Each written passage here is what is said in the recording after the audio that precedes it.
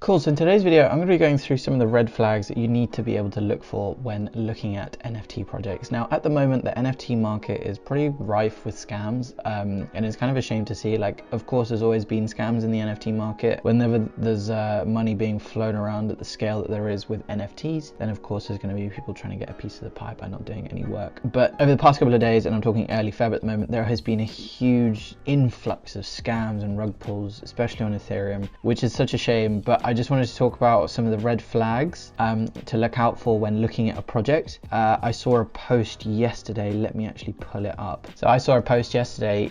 Someone did an experiment just to see like how they could essentially fake an NFT project and get a ridiculous amount of followers. So here it says, this project does not exist. It was an educational experiment by me, and this guy is one of the guys who founded and is building the metaverse, which is a really cool platform and community that they're building for anything like Web3 related. And they created it just a couple of hours ago, but essentially what they're trying to say is there are hundreds, maybe thousands of projects just like Capetta that are popping up daily. These projects use engagement farming, hype mechanics, just like you saw used on this Twitter. In just a few hours, I was able to amass over 2.5k followers and high engagement numbers like you see in the image below. Could have done this anonymously, setting up a minting site in 15 minutes, taking 2 million worth of your hard-earned funds all in a day's work. So there are a lot of people that obviously see the ridiculous amounts of money that are being made within NFTs and are creating their own collection and doing what's essentially known as a rug pull, which is where you create it's a scam basically. You create a hype around a project and then you don't deliver or you don't do anything. You just raise the money, you take it, and then you bounce, right? And because there is so much anonymity within this space, because there are so many scammers within this space, you need to really be careful about who you're giving your money to. And it's such a shame because there's people that come into the space and they have no idea. They're just, they've joined like a couple of days ago and they've just set up their wallet or something like that. They put money in, and the first project they might get into is something that is a rug pull, or the first project they might get into is something that is just a pure scam, right? And so it's a shame because, if that had happened to me, for example, when I first got into the space, it discourages you, and then it not only just discourages you, but then you start telling other people that, it's all a scam. And I think it just paints the space in such a bad light, and it's so important to kind of refocus attention and focus on the good quality projects, because people are actually trying to make a difference and trying to change and build the future, a large part of the future of the internet through Web3 and through NFT projects. And it's just people trying to jump in and make a ridiculous amount of money with no work, no effort, no nothing, and just kind of take as much of your money as possible. So this is a video, I'm just going to do it based on a thread that I saw, but it's really important to just note this was an experiment. They set up an Instagram page, they posted a couple of tweets that said you're early, and basically preyed on people's fear of missing out. They had loads of hype, and then people buy into it because you see, oh my god, this is the next project, I need to get whitelist. So you jump on it, and that's why they're able to amass 2,500 followers in like a couple of hours, which is ridiculous. And also how much engagement that they're getting,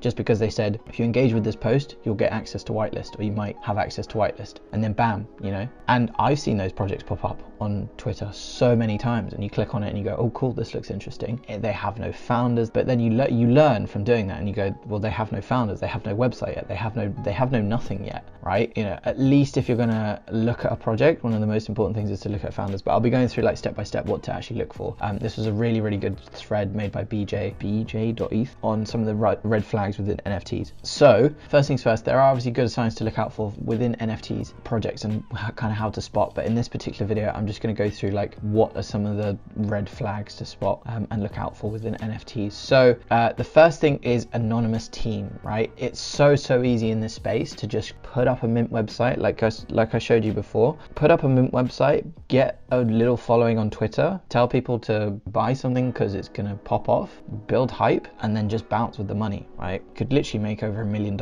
in a day, right? And that, people just jump towards that. But yeah, like, don't put your money into something that's anonymous. You have no idea who these people are, like literally no idea who these people are. At least if you're going to put money into a project, make sure they're doxed. That doesn't mean that they necessarily have to show their face, but at least they have a link to like their Twitter profile or their LinkedIn or something, right? It's so important. It's like, you can't just give your money to someone that you have no idea who they are. And I've made this mistake before, and I'm just speaking from experience here. Don't do it. Put your money into stuff where there's people behind the project that you know who they are, and they have some background and history on their work experience and what they've done, and you get a sense of who they are, right? Not just blindly putting it into a project because it's built off of hype, and then all of a sudden you have no idea who the project founders are. And to be honest, they quite literally could just nick your money, and sometimes they do. Another thing to look out for is sufficient background experience experience as well. So if they're trying to build, you know, a game, or they're trying to build something in the metaverse or things like that, it's like, have they worked in that space before, or have they at least got relevant experience? It's like trying to apply for a job for, you know, the CMO, like Chief Marketing Officer, but you've never done any marketing in your life before, and you're saying, I'm going to get you the best results, I'm going to do all of this stuff here. It's like, well, if you haven't done it before, how the hell are you going to do that? It's the same logic. Like, just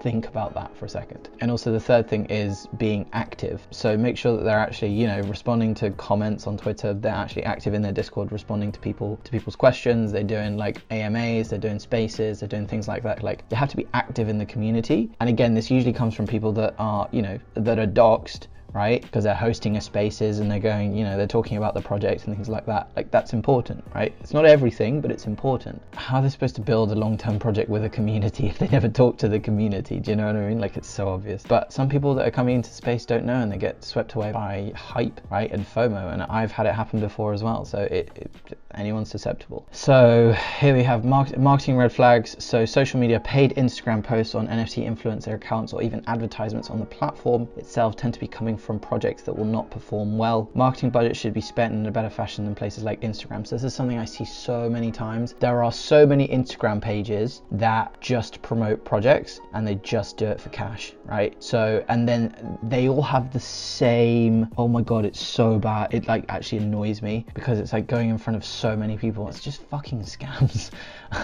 Like, let me actually pull up some. So yeah, stuff like this, when they're super hypey, it is a huge red flag, right? 50,000 people join their Discord in less than 2 hours. What?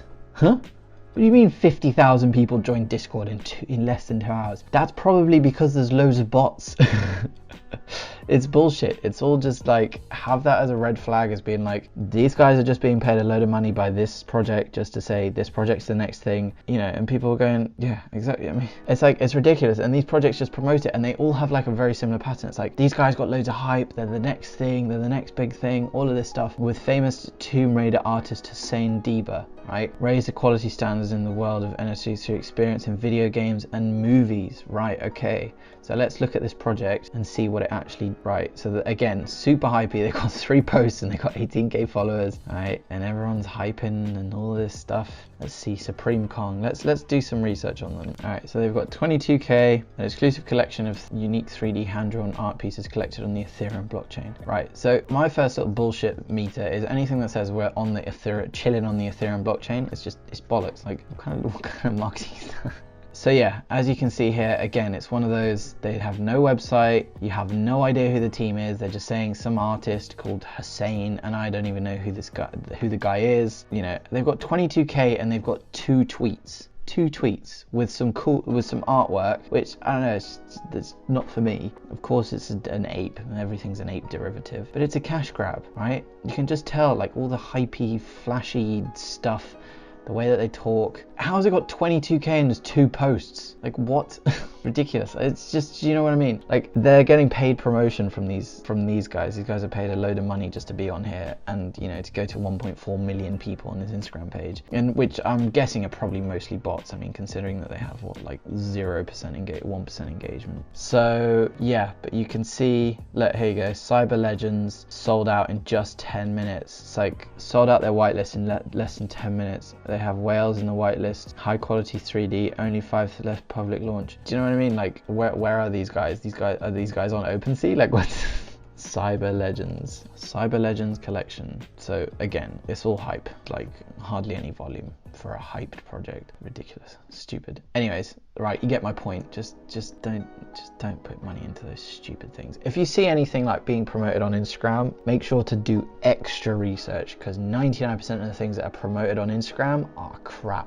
They should be primarily on Twitter, because that's where the NFT market is. If they're on Instagram, they're trying to do it another way and build hype through other channels. Don't get me wrong, there can be good projects on Instagram. For example, Squiggles, I really like that project. I think it looks super cool. You can see who the founders and stuff are and all of that. But again, like, even that project, if I'm honest, I'm flipping it, right? I don't believe in it long term. I'm flipping it, and maybe I'm part of the problem, but you know. So yeah, that's that. NFT calendars, again, if you're looking at NFT calendars and all this type of stuff, again, people pay to get on those things. So again, be careful. Don't trust everything that you see on there. Roadmaps. Some of these projects don't have roadmaps and they just go just for the vibes. And there are so many that just do that. There are only a very, very select few. Like I think the Littles is one that for me, that's like a legit project. It's been around for a bit. It's kind of had like a, you know, medium price range type of thing for a while, but I think that was just vibes and for community and stuff. And so there can be value in those things depending on what they choose to do with it, and maybe they don't want to overpromise and underdeliver, which is fine. There's a distinct difference between those and people that just say, no, we'll show you our roadmap later, or we're still building our roadmap out, or we're not going to say anything. And so there's a difference. They'll say that they have partnerships that they don't. They have ridiculous, unrealistic goals. And again, it goes back to like, if they haven't built anything like this before, how are they going to build this? Like, it gives you less belief in them building something similar to this, right? Yeah, and projects that do this, like 20% of sell out, 60% of sell out. It's like most of these projects sell out in 1 minute. What do you mean you get 20% of what? So in like 20 seconds, you're going to do this. At 40 seconds, you're going to do this. Like, it just doesn't work. Make sure they have like good quality roadmaps. And I've gone through that in other videos. Types of utility to be wary of. I'm not sure about the staking one, because there are projects that still do very well with staking. But I think if the project just revolves around staking and that's the only thing, then all it's doing is just limiting supply so that the price can go up. But if it's got staking in terms of earning rewards to then be able to utilize those in something else, then I think that's good, because they're trying to build something more and they're trying to have like an ecosystem of something. But just staking for staking's sake is like, you know, there's no utility there really. Yeah, there's so many of these like hypey drops that just do like exclusive events and going to be throwing stuff in the metaverse and all of this, and it's just such crap, and like the marketing all looks the same, and it's so annoying. Merchandise. There are so many NFT projects that do merch, and they say that as like one of the main things that they're going to give you. It's like, and don't get me wrong, merch can be cool because it's another way to like rep your NFT and be part of that project, but as like one of the main things that you're doing, I mean, come on, it's like most of them are just buying a Gildan base and then just sticking a logo on, right? And then upselling it for like 8 times, 10 times. So yeah, charity donations, that's another one to watch out for, that doesn't align, or at least isn't like very transparent with it, just because that charity could just be them in like a different form. Do you know what I mean? They're sending money themselves, but it's charity. Again, just stealing your money. Community red flags. So within Discord and Twitter and stuff, make sure they actually have engagement. Discord's example, if a Discord server has 25,000 members, but the same 50 people are talking and carrying conversations, then most likely isn't 25,000 real members. Grinding servers, this just happens so much, and like it's almost like slave labor for whitelists. Whitelists are just like, I don't know, whitelists have become like the most coveted thing ever, just because you obviously make money if you're on whitelist, and that's what everyone here is doing. But yeah, just be wary of these things, right? Just be wary. At the end of the day, trust your gut. If something seems too good to be true, it most likely is. Please do your own research before vaping into projects because of hype. Stay out there. Stay safe out there. The most important thing is trust your gut. The second most important thing is educate yourself and understand what the difference is between a good project and a bad project. Hopefully with this video, this has shown you some of the red flags. I have gone over what good signs of a good project are in other videos, but just as a very quick recap, Doc's team, they've actually got experience doing this. They've got a genuine community that they're building. They interact with that community, and they're doing this for the long term. Anything but cash grabby. You can see that they've put time and effort, and even if those projects that have put time and effort and have all of these things, they still may not pop off, right? Same as a startup company, you may have all the ingredients to make it work, but for some reason it doesn't pop off, right? Product market fit, whatever it is, for some reason it doesn't pop off, right? And we're still very early days. Most of these projects are less than like 2-3 months old, you know? What business is going to be popping off after 3 months? Like, give it time. So yeah, just make sure you do some research and understand the red flags of projects. This is a really good thread. I'm going to link this in the description below. To check it out as well. Obviously, I've just gone through it in this video, but if you want to read through and look at some of the other stuff that this guy posts about, then by all means do that. But yeah, hopefully you found this video useful. As always, make sure to like, subscribe, comment your thoughts below, follow me on Twitter below. I post more frequent content there, and yeah, I will see you in the next video. Peace.